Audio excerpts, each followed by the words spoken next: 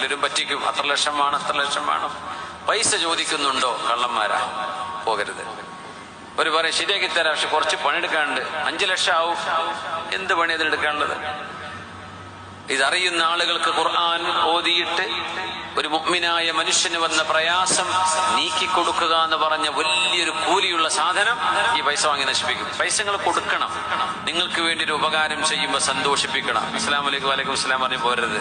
നിങ്ങൾക്ക് വേണ്ടി സമയം ചെലവഴിച്ച് നിങ്ങൾക്ക് വേണ്ടി ഒരു ഉപകാരം ചെയ്യും, നിങ്ങൾ സന്തോഷിപ്പിക്കണം. പക്ഷെ ഒരു മനുഷ്യൻ ചോദിച്ചു വാങ്ങാൻ പാടില്ല.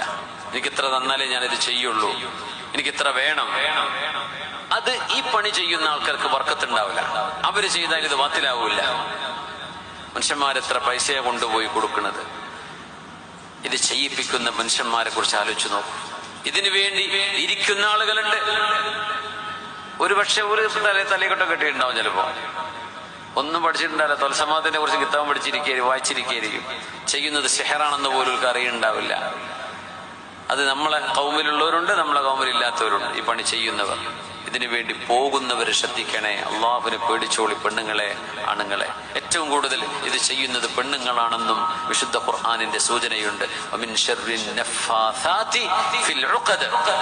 കെട്ടുകളിൽ ഊതുന്ന പെണ്ണുങ്ങളുടെ ഷർറെന്ന്.